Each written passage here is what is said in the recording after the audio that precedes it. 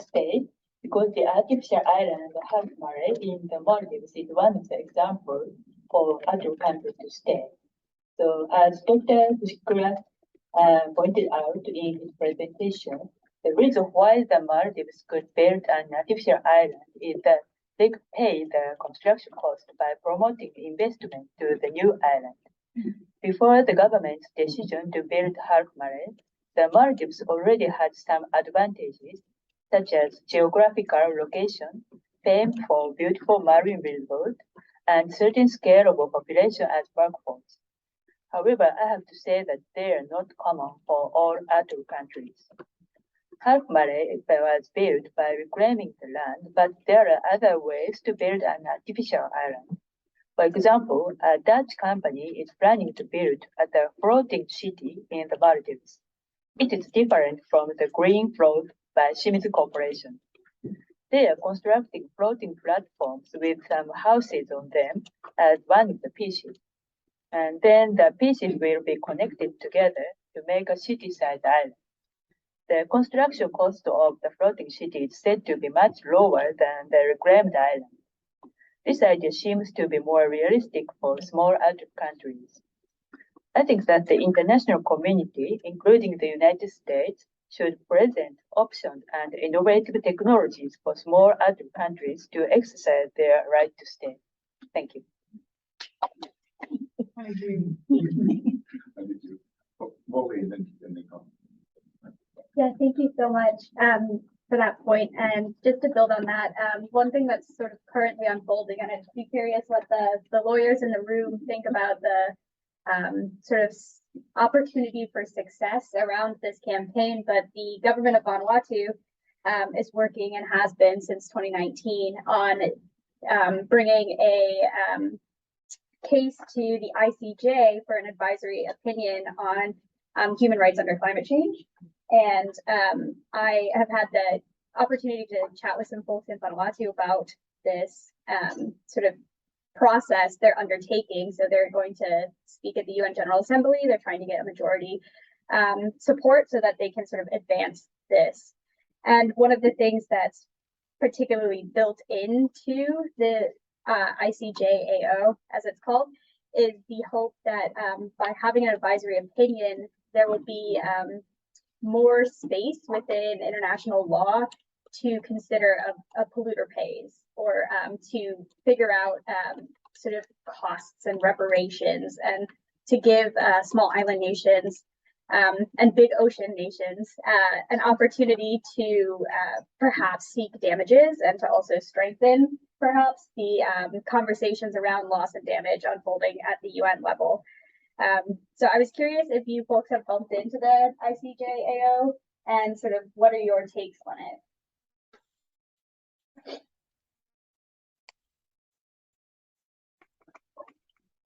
So before I respond to Polly, I just wanted to clarify one earlier point.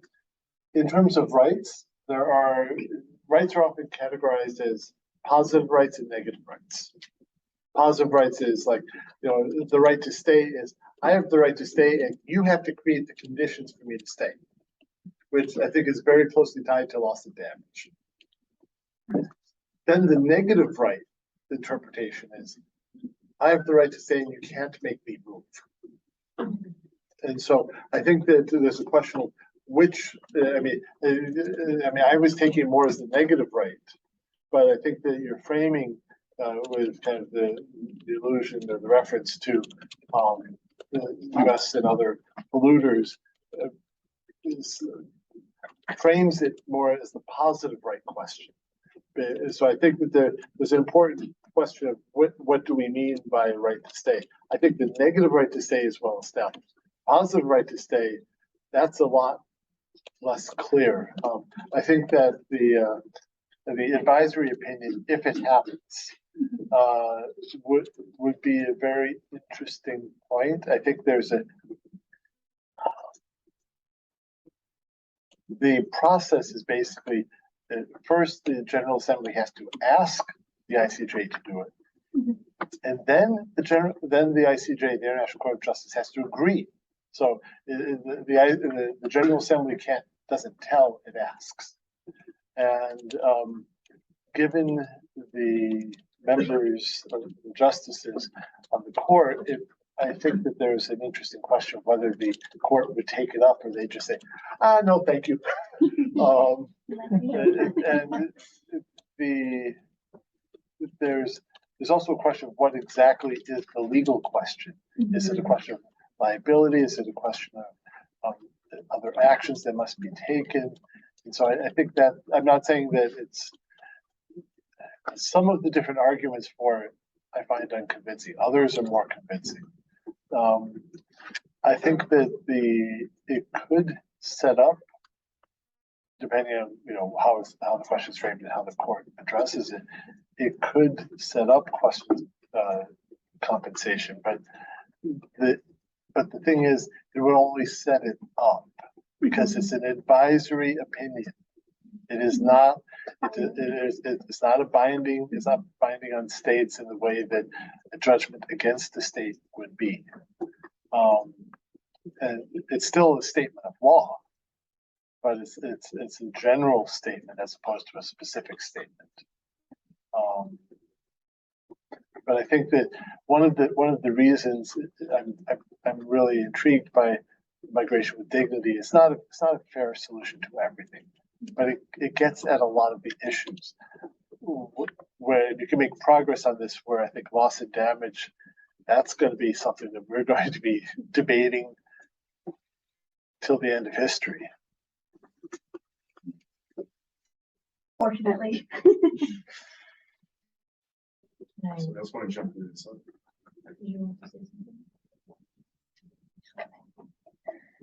yeah, well, I think in this connection, it's really important to sort of position migration as a strategic way of adaptation. It was almost like a taboo to mention that, but I think the discourse is changing due to IPCC and other sort of literature, and the fact that sort of the rate of sort of the impact of climate change overall. And I think it's really up to the communities to decide what kind of adaptation measures that they would prefer, whether to change the farming practice or whether to, retrieve a little bit inward, or whether to, buy a land somewhere else and to move.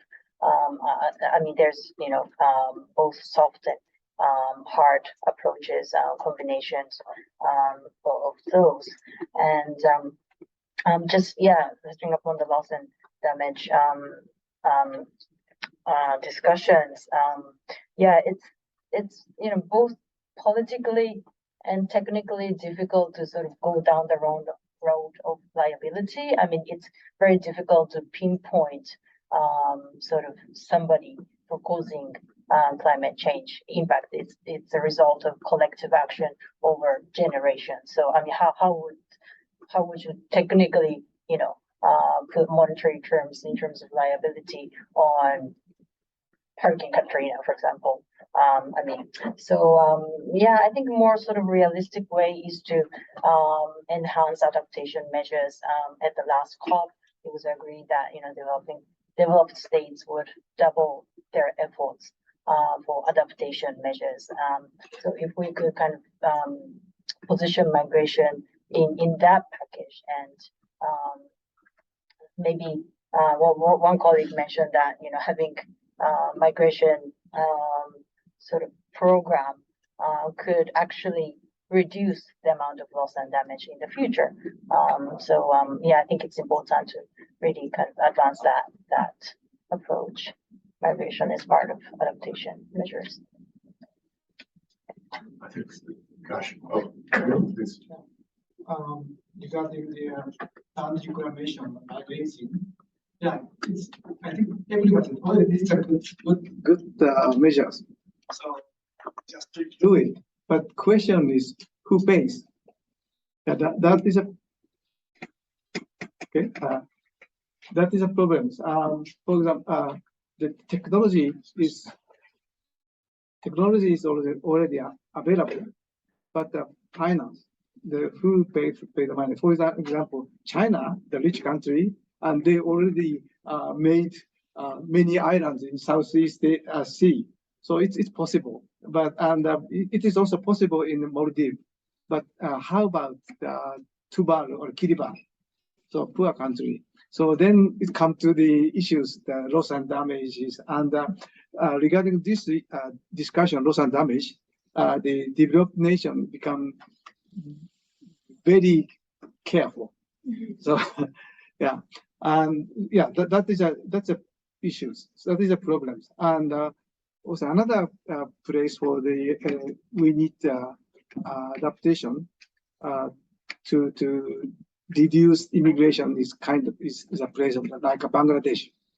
So due increase sea level rise, we probably force millions of people living in the coastal area they have to go somewhere.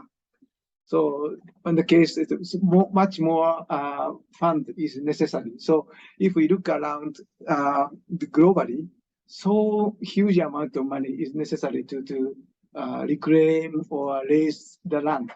So therefore, I personally rather pessimistic to respect the right not to move. So that is my opinion. Really, really key things I think just thrown out there. It's just these last two comments, but then there were earlier.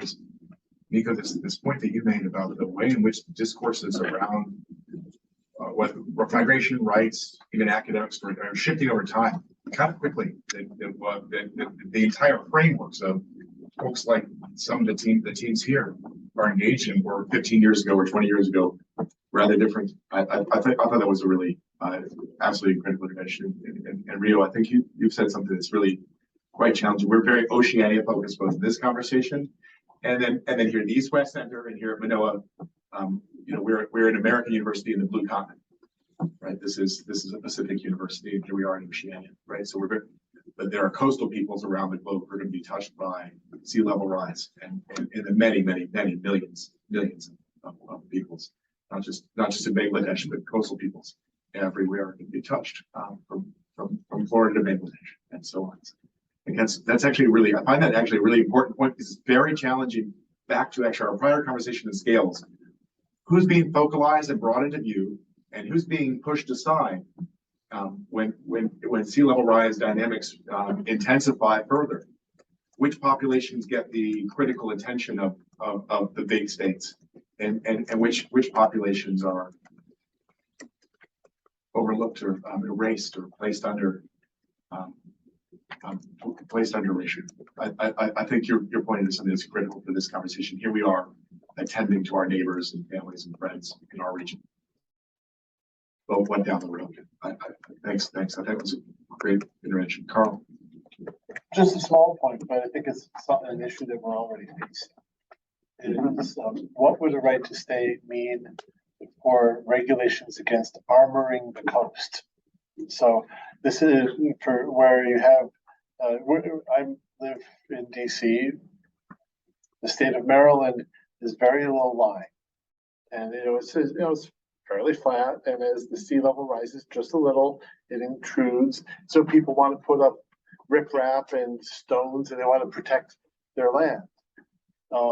But then you wind up losing that intertidal area. And so from an ecological perspective, from an environmental perspective, you want to maintain that. And so there's talk of a managed retreat. But the question is, would a right to stay mean that a person has an affirmative right to armor their coast and to build up? And would that collectively mean that the whole community can do that? In which case, I don't know. This is stuff that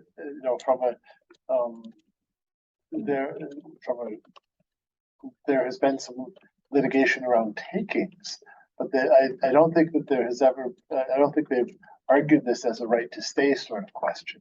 And I feel like it will be coming in the U.S. and elsewhere. And I think that will be one of the first places, kind of individually, not as a country, but just my house, because we see a lot of efforts to try to have a managed retreat. not an expert on Honolulu, but on this island, there has been some on the North Shore, some efforts by the city and county of Honolulu to defortify the slopes. It's frequently extremely valuable land that is under active erosion. Yeah. Turns out putting up the millionaires putting up their seawalls was not helping the island as a whole, much less the feet of the beach that are in theory a common, where everyone should have access. So you put up your wall. So perhaps that works for WOW, but the beach is lost immediately. Well, that beach was previously the common of all the people of the island since the time of the kingdom. So I think it's not just hypothetical. Some places, cities and counties at that local scale are literally grappling, as you say, with these dynamics. Any other comments in this? I think by clarifying the positive and negative aspects of the right to stay and looking at these images, pretty very stimulating and generative conversation. Should we try one more? Make good use of our time. Our colleagues have flown from two different directions across the speaking of carbon, sadly. But let's do one more question, and then we'll move towards closure. Thank you. Well, Bill pointed out that developing a new land and raising up cost much. And well, Bill and myself used to be working on the cases of Japan, involuntary settlement due to dam construction. And for dam construction, people have ultimate right to stay. And unless all the person agree to move, no dam can be built. But the government strongly wished to build many dams. So what happened is that government gradually, well, in a very bold explanation, government step by step increase the amount of the compensation money so that they abandon the right to stay. And eventually many dams are built. I'm not saying it's a way to go, but it's actually happening that. The point is, again, very rough discussion. Right to stay may be buyout, well, maybe both. And the very question is that if developing a new land and let them move from their original places to nearby place in the same country, or let them move to another country with very generous compensation package. And the very question is very simply, which costs more? So I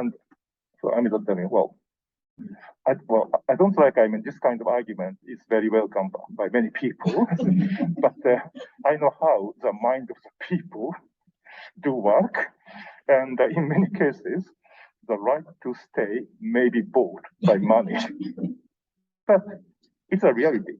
And if we are talking about the cost of to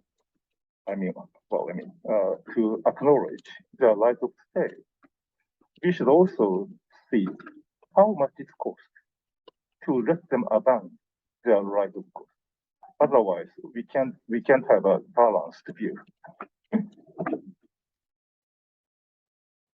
I think it's thanks so much for reminding us of some concrete examples and around dams. I think it's very interesting. Counter case, of course, we can find dam stories from across the world where populations were moved without any offer of compensation or choice in the matter, and that provides a range of discussions. And as you're speaking, I was also reminded. Maybe many in this room who stayed for the day as our audience or folks working on this topic have seen that there once was an island, Ehinu, this pretty fantastic climate change film from Taku. If you haven't seen, those who are actually the panelists, if you've never seen this movie, absolutely astonishing documentary, quite a good documentary. There once was an island. It's in English, but the name in Taku language is Ehinu. It's a Polynesian outlier off in Papua New Guinea, but closest to Bougainville. Bougainville is the nearest large island. But a good portion of that film is devoted to tensions within the community between government offers to move everybody off and those who simply refuse to leave. So I think in Oceania, this is not merely an abstract conversation. There are neighbors to big ocean. If we think of Oceania as a sea of islands with a sort of Hauka lens, there are neighbors who have already had to grapple with government suggestions that everyone leave, and then the community dynamic thereof. Just really remarkable. Well, do you want to jump in before we try one last question? Sure, I'll try to be brief too. So just building off of your most recent point, I recently published a paper on the government policy in Vanuatu, and the island of Ambai became uninhabitable due to volcanic eruption. And so the entire island had to be evacuated twice. And so rather than take on sort of the outsider approach to refugee care of setting up camps, what happened was the government renegotiated customary land tenure with the chiefs and local leadership on two related islands, so in the same region, Pentecost and Mewo and Santo. So 3 islands, I apologize.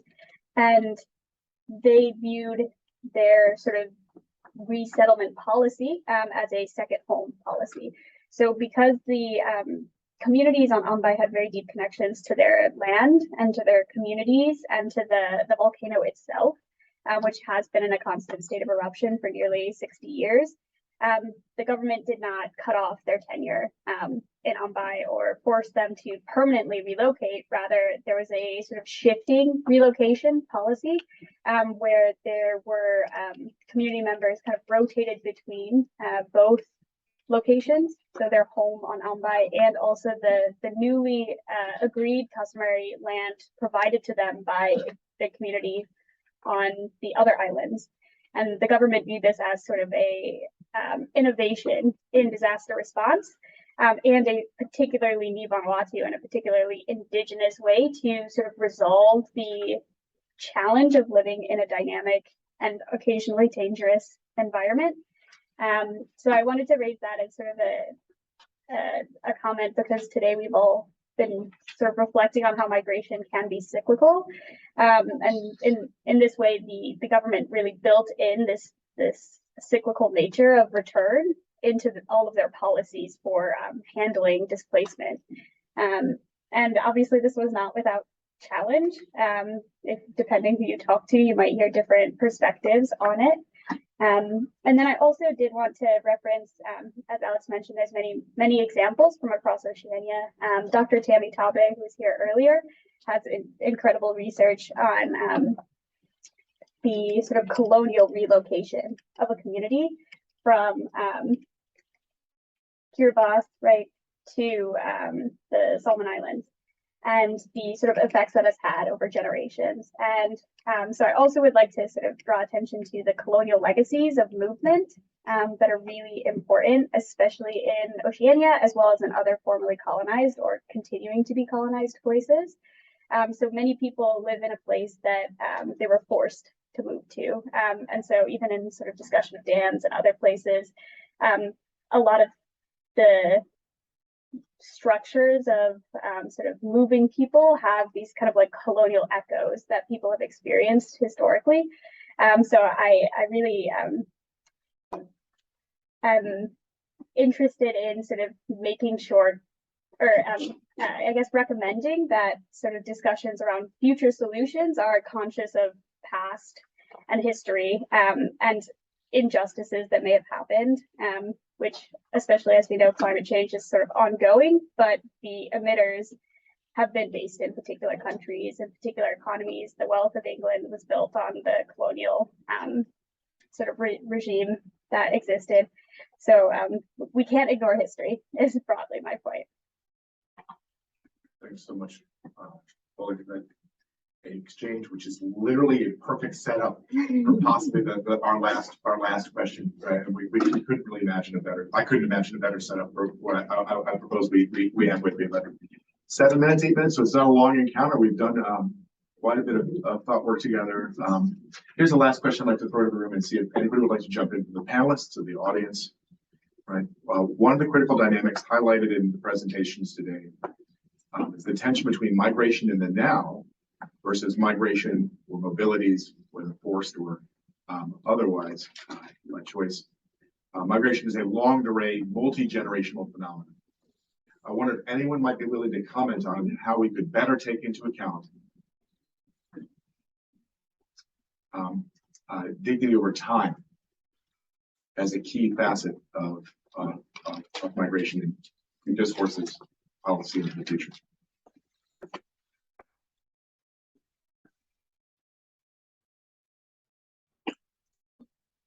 Carl.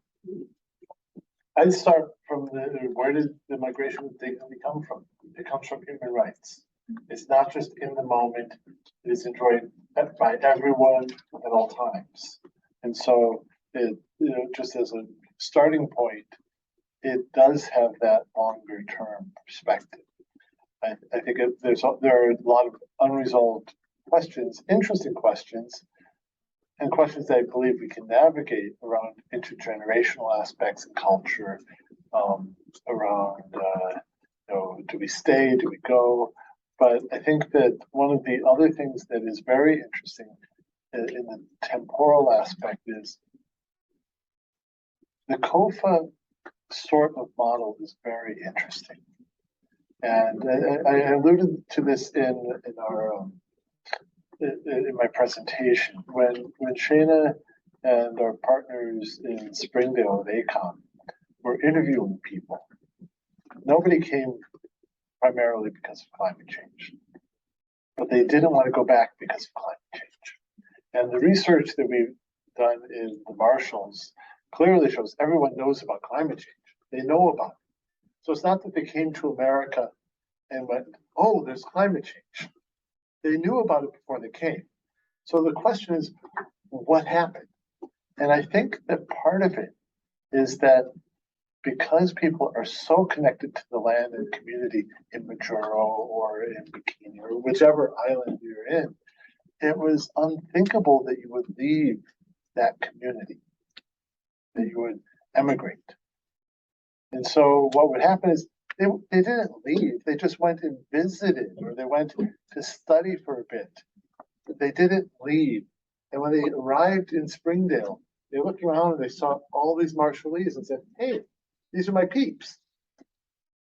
This is my community.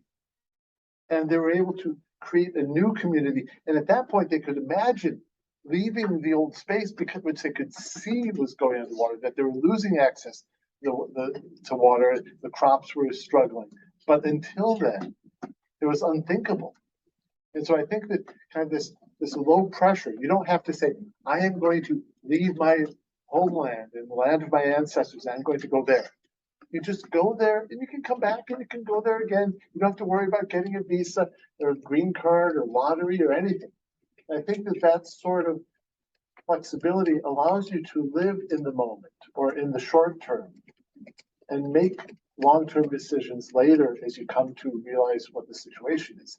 And so I think that's an interesting way of thinking about some of these temporal aspects, because it's very hard for communities, and the closer to the land and to the stronger the community, the harder it is to imagine leaving, even if it's necessary for your personal safety. Everybody try to pick up on Carl's. Scott. So we see under the compacts that the decision doesn't need to be so permanent, and it seems to be a relatively fluid or even open border, and people can stay if they want and go if they want. I would push back on that a little bit. I think there's a little more nuance there, and there's competing reasons that people might have to have an obligation or a responsibility to move or not move. So that's an area I think we could dive a little deeper into. And then regarding timing, that people's decisions on the whole might change over time. And so more initially on, there might have been some more pressing needs to leave. And maybe at this time, there is a bit more agency or choice to be made. And moving into the second generation and even third generation now, and regarding integration, I think identity is something we can bring into that conversation. I've had a few conversations with some second generation Micronesians, and they, at least the ones that I spoke to, still considered Micronesia to be home. And they had actually never physically been there, but they had been there in other ways. And they might be more spiritual or ancestral ways, but that idea of home, it still was home. And I wonder how much of the border and the dynamics at play there affect that kind of understanding of who they are.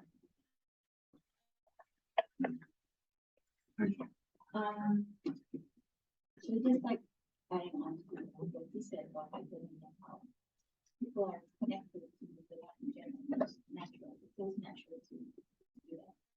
I think another part of it is sovereignty. So it's easier to refer to that place that you've never been to as home, because that's where you kind of like that sense of sovereignty. That's where you belong, in a way. So in the case of climate change and like these invisible borders or lack of borders, what happens when a people have absolutely, for example, like us, theoretically favored to move because of the sea level rising? What does that look like for like their sovereignty if they didn't have them anymore?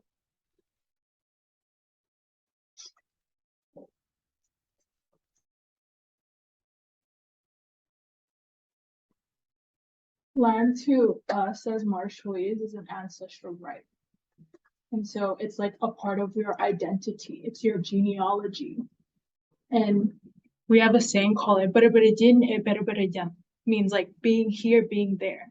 So even if you do leave, regardless, that's your home because that's where your genealogy is. Your land is your genealogy. And without that, you're nameless.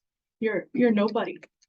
So if we don't have that, how are we we're such culturally rich people and we're so intertwined with that because it's our genealogy. Without it, who are we? Can we say we're still Marshallese? You know what I mean? Like, Yeah, there's sovereignty and genealogy, and these are fundamentally woven together. Some sort of. Carol, thank you. Your hand. Yeah, I also wanted to chime off on the idea. When we talk about migration, right, we're talking about ocean. So we're talking about communities that have been migrating for centuries. So there is that sense of preparedness, right? For COFA migrants, there are three main reasons why we come here. It's education, healthcare, and labor. So depending on what specific thing you're coming for, you're prepared for that one. And then you get here and you see that there is a possibility of expanding because of the communities are here. And those communities are a part of that preparedness. We don't come here without knowing that there's a support system in place. We also don't leave without looking for that support system. My mom works for the IOM in Pohnpei, and she started the Micronesian Resource Center to do the know before you go, right? So there are systems of preparedness in place. And so I feel like the conversation should be, how do we hold the developed countries accountable for their preparedness? Because like when COFA first began, right, when we were creating it, specifically the FSM in the US, there were already plans to migrate to Guam because Guam was already in US territory.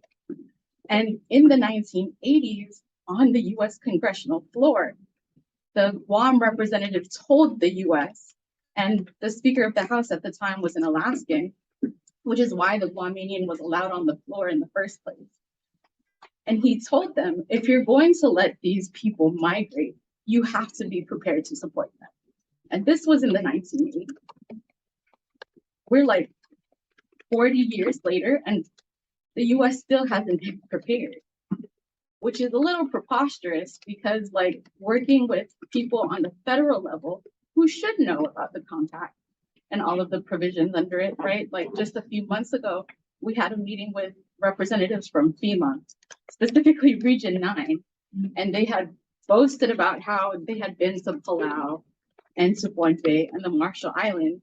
And then when we started talking about all of the limitations we had at the DMV, at Parks and Recreation, the first question they had was, well, wait, can we just clarify? So you guys don't pay taxes, right? And the room exploded because it was like, what do you mean? We do pay taxes.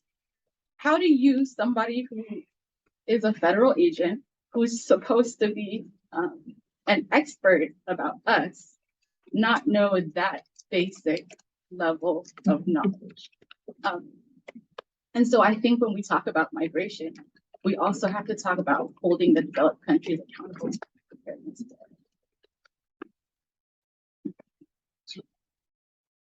Can I ask, I agree with everything you just said. I'm curious, do you have any ideas on how, what do you mean by hold developed countries accountable? Can you elaborate on that a little?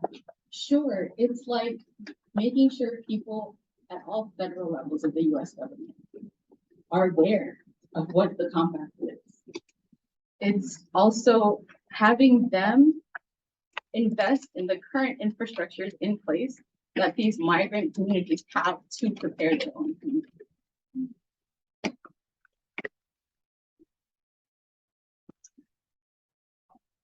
Oh gosh, I hazard. We gave two things. First, we started on sovereignty and genealogy, which are already chicken skin things, right? When you start thinking about relationships between land as ancestor, that's somehow with us now, and the way that relates to sovereignty, which is a very slippery and big term. But then to go to two things that Carol threw out there that I think are really worth flagging that had not come up earlier. So thank you for that last intervention. That Oceania has a history of voyaging that was maybe a little under discussed in some of the bigger discourses throughout the day. That has helped, one of sort of these sort of foundational ideas for Pacific studies, but well worth tracking, I think, across disciplines. Oceania is vast and it's expanding. Contemporary mobilities are entangled with and engaged with and extending prior mobilities. Prior to the arrival of Europeans into the region, others, and in the last centuries. So I think that was a super, thank you so much, generous intervention. And then this last line, how do we hold developed countries responsible for their preparedness? And it's an unbelievable piece of language, well worth tracking. Thank you for that change.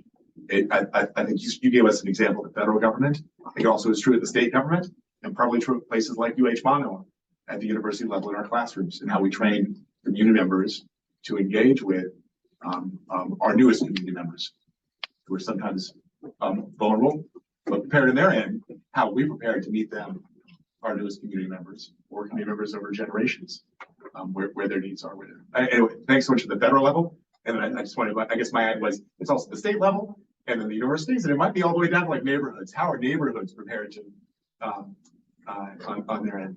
Thanks so much for that exchange. There was some hands somewhere. And we're moving really quickly to the end, Miko, our last moments.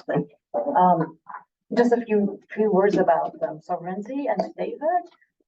Yeah, there have been some examinations, and International Law Commission, which is a subordinate of UN General Assembly, has been analyzing this issue. They have a task force mandate, and I think generally what the member states have been emphasizing is to basically not to change the current borders. I mean, it's not, for the sake of predictability and stability of international laws. So, well, Japan has a small island. If, it becomes under the water, we lose certain percentage being dead. It's a big issue for, all the coastal countries. So I think the statements, expressed by member states is to, maintain the current, sort of, continental shelf, demarcation, borders, international borders, and so on. It's just, yeah, like, for me. We're exactly at 4:30, which does not leave us a lot of time for wrap wrap up. But I really appreciate that. Oh my gosh, was it an hour and a half almost of exchanges and late in the day around some 3 trajectories that took us into many others. I think there's two persons on our program to formally close off, and that was Carl and Mickey. I think. Would you care to say any last words on behalf of your 2 research teams as we finish the day, perhaps briefly to let our guests and participants in all this take our thoughts forward into the world. Mickey, Carl, Miko, would you like to go first? Maybe. Yeah, okay, right. Yeah, well, thank you so much. Yeah, well, I am so glad to be back here. As Carl has mentioned, this is our second time to gather here. It was in February 2019, and well, I just can't think of a better place to discuss this issue at the IMIN Center. IMIN means migrants in Japanese, and yeah, it was really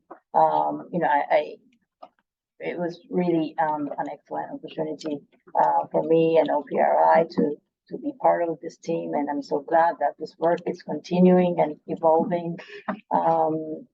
Yeah, I would like to thank everyone who was here, my partners, and especially Alex and his team, Foley, who have worked so hard to make this happen. So thank you so much. Yeah, just a few impressions. We've discussed extensively on migration, migration with dignity framework, and yeah, I think it's there will be more people moving globally, and that's it's going to become more sort of large in scale and complex, and with what's happening in Ukraine, the number of refugees are soaring, and I think it's not a good idea to increase the number of refugees. So I think it's important to address this migration issue in the framework of migration with dignity, so that people have skills and sort of have choices for their own future. Yeah, so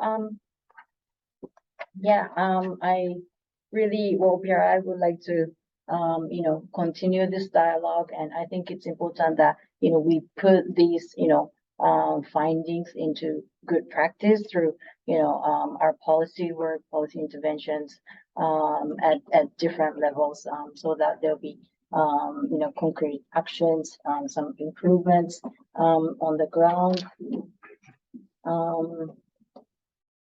Yeah, and yeah, finally, it was so lovely to meet you in person after so many years, and yeah, we look forward to our future collaborations. Thank you so much. Thank you, Nico. Carl. I'd also like to take a historical perspective here. I see this very much as part of an ongoing arc of exchange and hopefully more collaboration.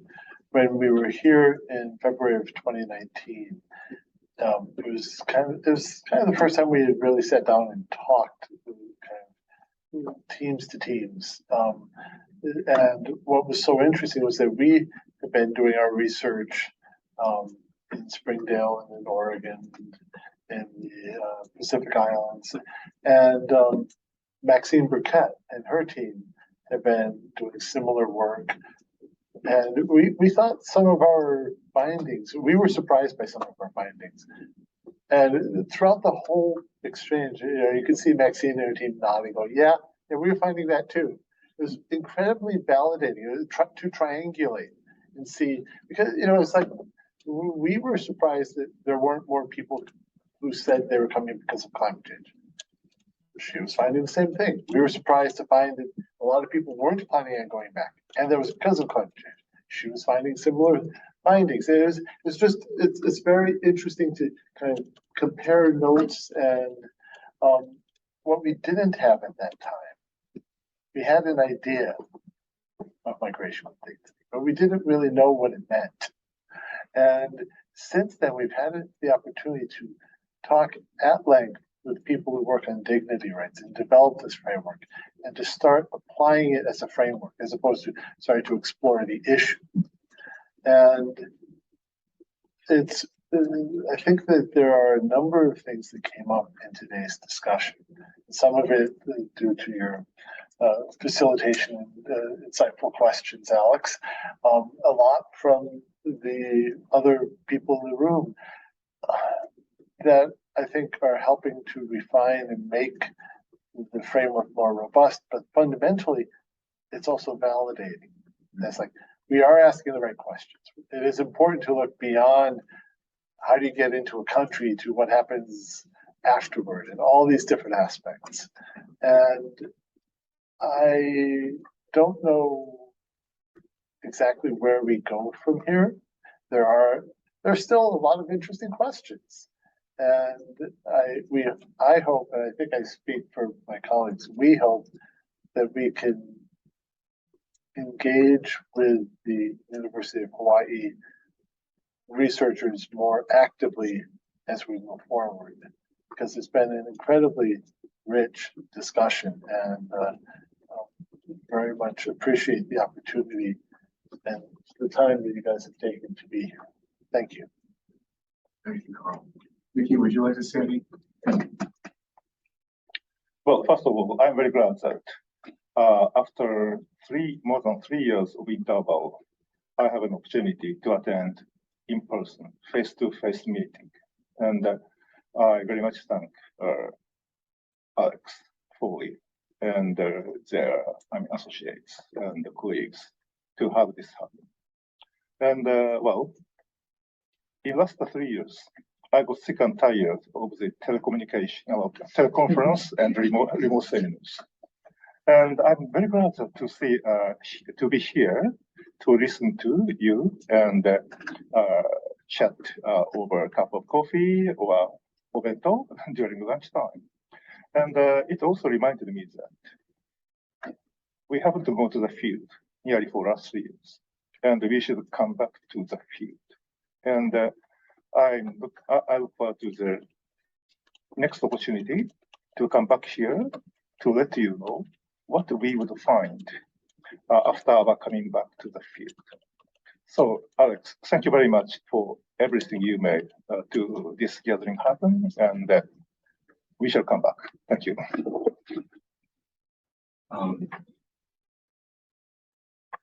As we close up, it did occur to me to note that thanks to all of our partners, Dr. Maxine Burkett, for those of you who may be newer graduate students, is an attorney here at the William Richardson School of Law, and an international expert on climate reparations, the sovereignty of island states, possibly after the loss of territory.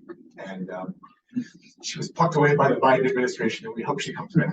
But were she not in DC with Biden's administration, she and her team, I think, would be with us now, and we're part of our meeting years ago. So we're missing a wonderful colleague there.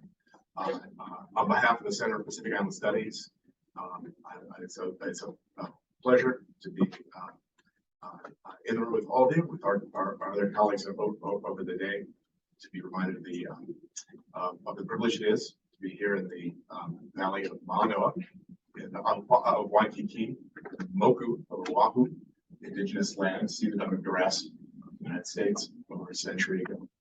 It's a privilege to be here with our partners from the OPRI, the GIF, Osei University, Environmental Law Institute, and the East-West Center, who've been our host here at the IMIN Center today.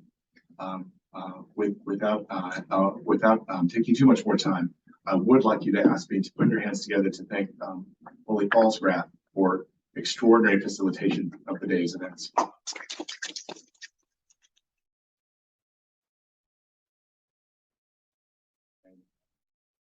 That's it. I have a lot to think about going forward. You can see I'm getting like all affecty or whatever.